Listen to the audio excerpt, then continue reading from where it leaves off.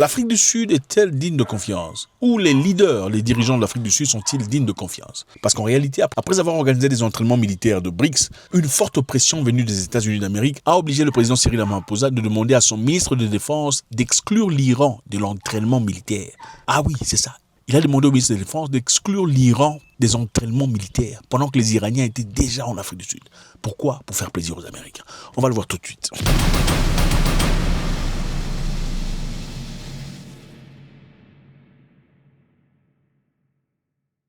L'Afrique du Sud est actuellement confrontée à une étrange controverse. Qu'est-ce qui se passe en réalité? C'est le cas d'un invité controversé dans un important mouvement militaire. BRICS, nous connaissons tous BRICS. Qu'est-ce qui s'est passé aujourd'hui? Plus tôt cette année, l'Afrique du Sud a organisé un vaste manœuvre militaire de BRICS. C'était une première par un organisateur africain. C'était inédit.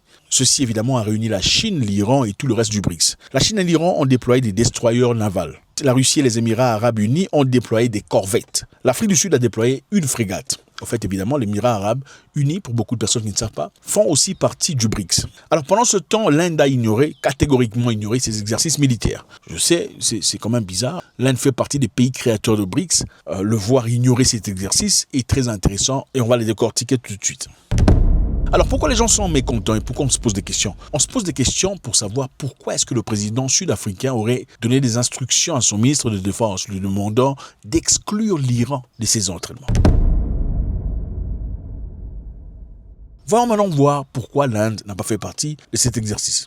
L'Inde a précisé que l'exercice appelé Wheel of Peace 2028, a été initié par l'Afrique du Sud et n'était pas officiellement sanctionné en tant qu'activité institutionnelle par le BRICS, c'est-à-dire en français simple, pour nous les villageois. C'est-à-dire que l'Inde ne participerait pas à une histoire organisée par l'Afrique du Sud si ce n'est pas organisé ou agréé par BRICS. Donc l'Inde participerait seulement aux exercices officiellement approuvés dans le cadre de BRICS. Mais en réalité, beaucoup de personnes pensent que l'Inde le fait parce que l'Inde est sous pression des États-Unis d'Amérique. Ils ont peur de perdre accès au marché américain. Est-ce que l'Inde fait apparence de couardise peut-être ?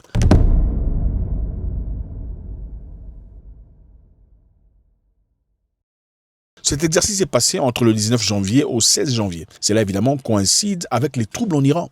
Vous savez tout ce qui s'est passé en Iran très récemment. Il y a eu beaucoup de personnes dans les rues en train de manifester, de demander à ce que la clergie, que les autorités de l'Iran soient changées. Et ça a créé beaucoup de controverses. Et évidemment, en Iran, beaucoup ont pensé que c'était une manœuvre de la CIA, de la Mossad, que la population iranienne n'était pas tout à fait en colère comme on le prétend.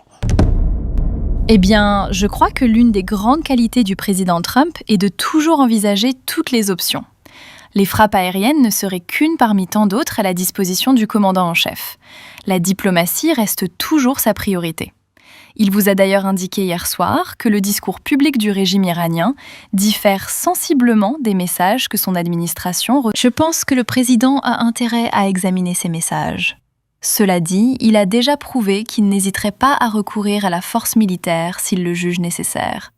Et personne ne le sait mieux que l'Iran. Alors les États-Unis n'ont pas été du tout impressionnés par cela. Qu'est-ce qu'ils ont fait ?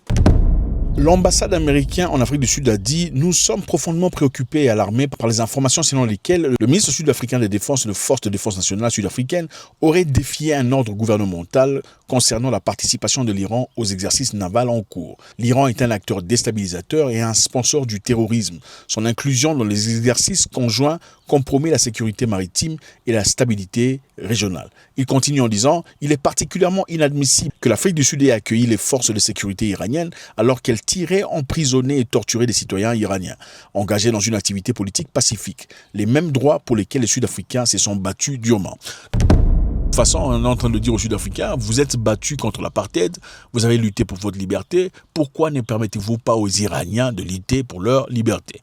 Donc en soutenant l'armée iranienne, en acceptant leur participation à ces exercices, vous êtes en train de violer exactement les choses pour lesquelles vous vous êtes battus. Alors, le président sud-africain, dans ce cas, comme les Iraniens diraient malheureusement, a réagi. C'est-à-dire, il a réagi à la pression américaine. Comment a-t-il réagi? Il a réagi en donnant des ordres.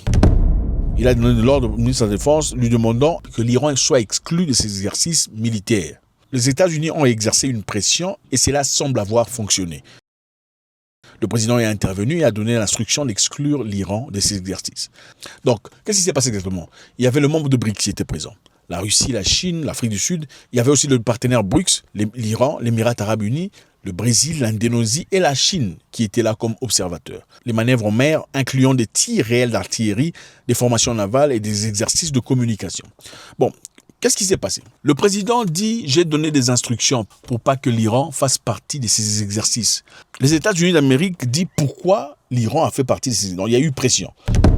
Les exercices navals étaient dirigés par la Chine et nous n'étions que les pays hôtes. Notre bassin maritime est crucial pour de nombreux pays souhaitant mener des exercices navals.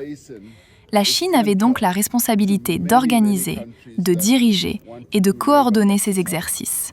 Elle avait également la responsabilité d'inviter différents pays à y participer. Il s'agissait d'un exercice naval et leur rôle consistait également à diriger et à organiser l'opération. Ils avaient donc aussi la responsabilité d'inviter différents pays à y participer. Alors, le ministère de la Défense sud-africain a réagi en écrivant « On dit, nous avons reçu des instructions clairement communiquées à tout le monde. Nous avons été d'accord et avons implémenté ce que nous avions voulu implémenter. » Donc, d'une certaine façon, la ministre de la Défense est en train de dire « Le président de la République a donné des instructions. Et nous, on a entendu, mais nous, on a choisi de ne pas respecter. » C'est une façon de protéger le président de la République. Protéger le président de la République contre quoi? Contre les États-Unis d'Amérique. Et beaucoup de personnes ne sont pas contentes du tout parce que ça donne l'impression que le président est faible. Comment ça se fait que le ministre doit sortir? Il a fait une déclaration ouverte. Nous avons reçu les informations et les instructions. Mais c'est nous qui avons fait ce qu'on a voulu faire. Évidemment, en faisant cela, quand on protège le président, c'est-à-dire si les États-Unis voulaient réagir, les États-Unis ne réagiraient pas directement contre le président de la République sud-africaine. Parce qu'ils se diraient, bon, le président a donné des instructions, mais c'est la ministre qui n'a pas obéi. Mais d'une part, est-ce que ceci est bon pour le BRICS? Quelle est l'image que renvoie l'Afrique du Sud par rapport au BRICS? Dans des conditions où on ne peut pas tout à fait faire confiance. Parce que si c'est ton pote, vous êtes en guerre, pourquoi vous ne pouvez pas vous entraîner? Si tu dois dire à ton pote de ne pas faire partie des entraînements parce que l'opposition là-bas n'est pas contente, ça veut dire qu'il y a un problème. La réalité est que l'Afrique du Sud dépend beaucoup du commerce américain. Voilà pourquoi c'est important pour eux de protéger leurs intérêts. Mais dans ce cas, comment est-ce que la Chine, la Russie et le reste prennent l'Afrique du Sud dans ce cas? Si c'est un pays qui, évidemment, fait partie du BRICS, c'est eux qui ont organisé cet exercice, c'est eux qui ont invité l'Iran. Et en fin de compte, dire à l'Iran de ne pas participer. Et aussi la ministre de Défense, qui par elle-même a vu que ce serait complètement incohérent, d'inviter l'Iran et ensuite dire aux Iraniens de ne pas faire l'entraînement. Mais tout en faisant de sorte à protéger le président de la République, en disant que c'est moi qui ai pris la décision à ce que le président a communiqué ce qu'il avait à communiquer. Nous, on a décidé ce qu'on a décidé. Faites-moi savoir ce que vous en pensez. Est-ce qu'on fera confiance à l'Afrique du Sud ou pas?